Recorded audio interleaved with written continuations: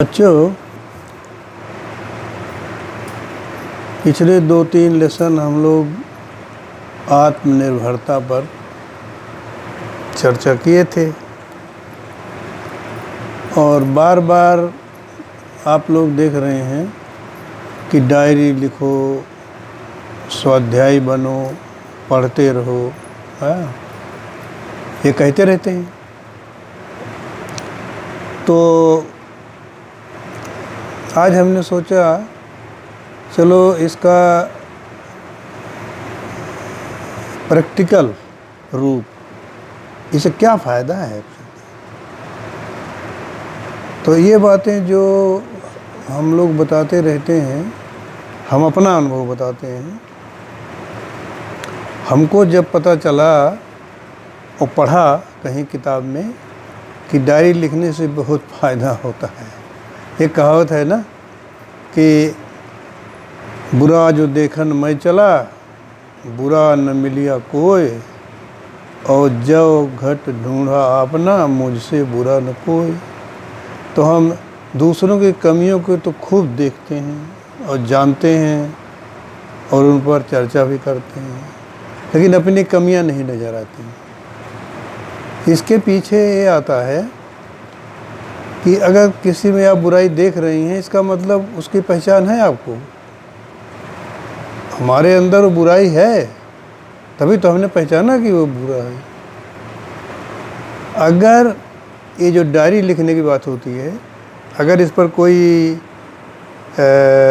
अभ्यास करे तो दूसरों की बुराइयां आपको नज़र ही नहीं आएंगी, उसके अच्छाइयाँ ही नज़र आएंगी। एक स्टेज ऐसी आ जाएगी, यही मन रहेगा, वही आप रहोगे। हैं बहुत छोटी छोटी बातें अपील करती हैं भाई पढ़ने में। जैसे अभी हमने रिसेंटली पढ़ा कि अगले 5 वर्ष में आप क्या होंगे, वो निर्भर करता है कि किस प्रकार की किताबें पढ़ेंगे। और जिन किताबों की मैं जिक्र कर रहा हूँ वो क्या कहते हैं, अपनी स्कूल वाली तो है ही हैं आपकी, वो तो अलग है। उसके अलावा जब समय मिले उसी को स्वाध्याय कहते हैं। हाँ, तो जब हमको ये लगा, जिससे हम प्रभावित हुए जिन संत महात्मा जी से, उनको हम लोग भाई साहब जी के नाम से जानते हैं, तो अब आप ये समझो फिर हमने भी डायरी बनाई। उन्होंने डायरी बना करके 32 पॉइंट पर साधना किया था अपनी कमियों का। और ये कमियां जो है ना, वो हमारे मन की बीमारी है। तो हमने ये असल में सही मूल्यांकन हो नहीं सकता। इसीलिए एक कहावत है कि झूठल खेलल सच्चल होए के नाम से वो टॉपिक हमने रखा है। आप कोशिश कीजिए, वो सही हो जाएगा। हैं कि जैसे आप झूठ नहीं बोलेंगे, डिसाइड किया आपने, फिर भी निकल ही जाता है।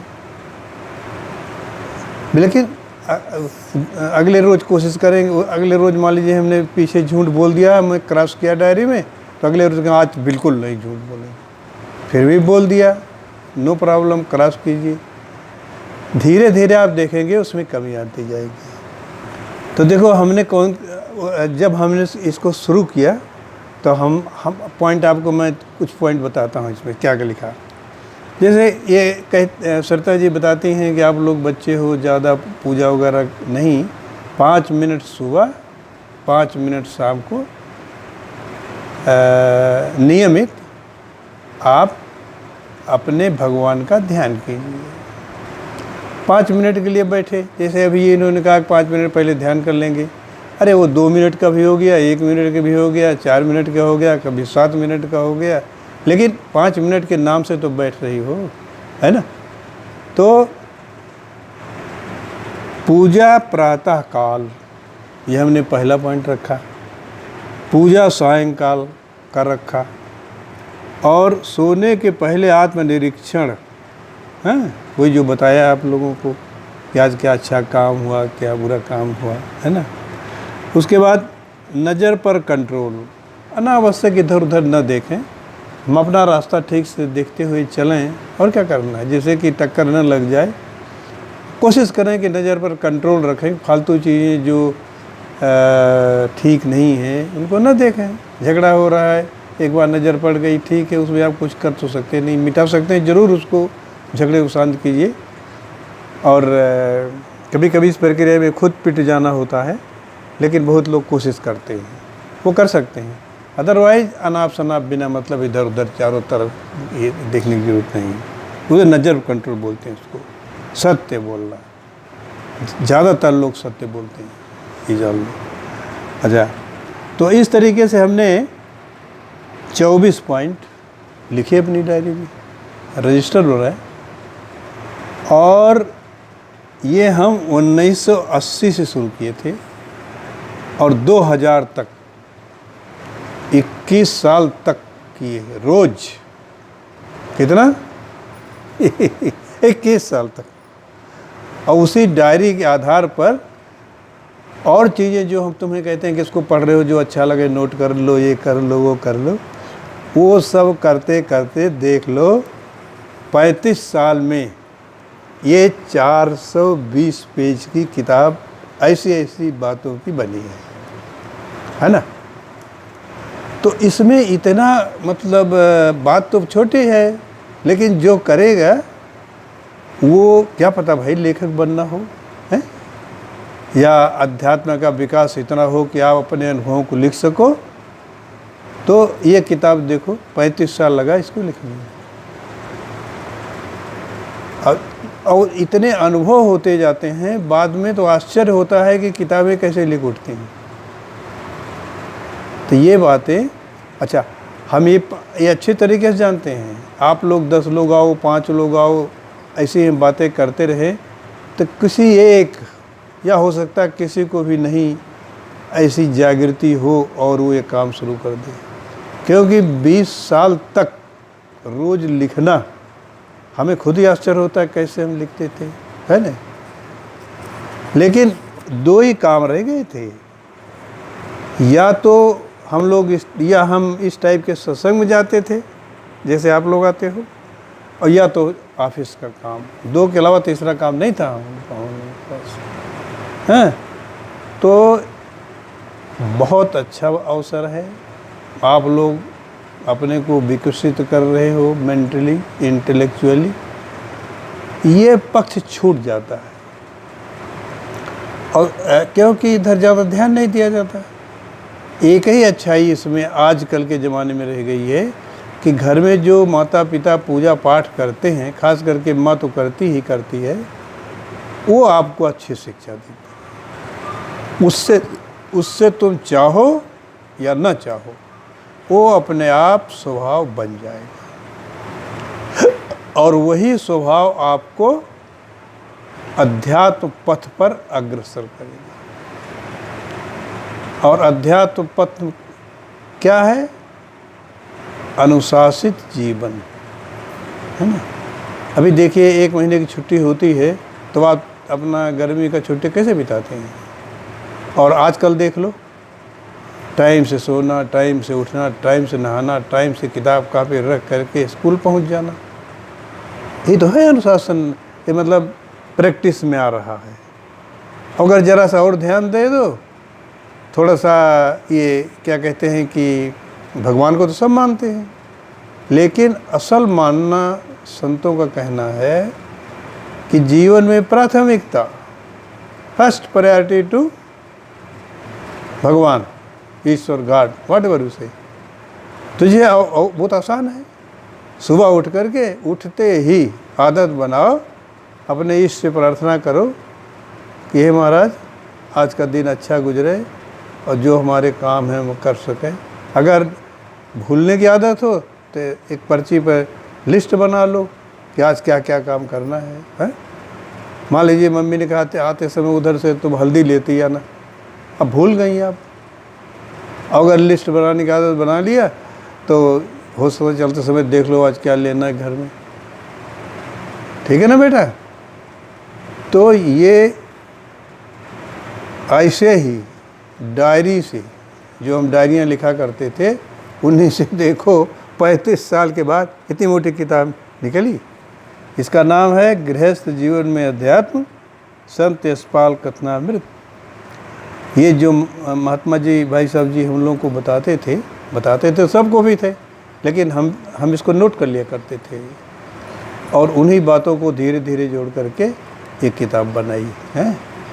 और ये किताब जो है हमको संतुष्टि देती है, और कोई पढ़ेगा हो सकता है उसके काम की कोई चीज़ इसमें मिल जाए, क्योंकि आजकल तो लोग पढ़ने से रुचि नहीं रखते पढ़ने में, और बिना पढ़े वैसे तो ईश्वर कुछ भी कर सकता है, आध्यात्मिक विकास संभव नहीं है, संभव नहीं। और जो आदमी बहुत बिजी रहता है, व्यस्त रहता है, वही समय निकाल सकता है। भाई कभी मन नहीं लग रहा है, कुछ किताब पढ़ने लगे। कुछ किताब कौन सी, धीरे धीरे कोई किताब जो आपको पसंद हो ले लीजिए, एक तरफ से पढ़ते चले चलिए, और हो सकता 1 महीना में ख़त्म हो जाए। हैं? वैसे तो क्या कहते हैं कि बड़े ऐसे लेखक हैं जिनका कहना है कि महीने में कम से कम 5 नई पुस्तकें पढ़ने चाहिए, और अगर 5 नहीं तो 1 तो ज़रूर पढ़ना चाहिए, और धीरे धीरे वो किताबें आपकी खुद की लाइब्रेरी बन जाएंगी। तो ये जो डायरी है ना, और अपने अनुभव का कोई, ये तो डायरी हुई अपने मतलब इम्प्रूवमेंट के लिए, जो ये हमने चार्ट वाली डायरी बताई, और दूसरा कोई ख़ास अनुभव हुआ हो, हैं?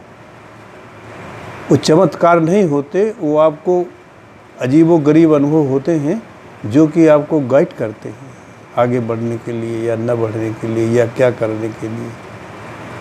तो जितना भी यहाँ बताते हैं, उसमें से प्रायोरिटी तो पढ़ाई को रखते हुए जो अच्छा लगे उनको अडॉप्ट करना चाहिए। अब देख लो, ये बच्चा आता है,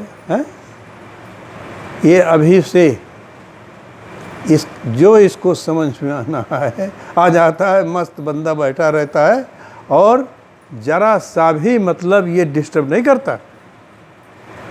क्या समझता है क्या नहीं समझता वो तो वही जाने, है कि नहीं। तो आप लोग बहुत लकी हैं जो ऐसे सत्संग में आते हैं।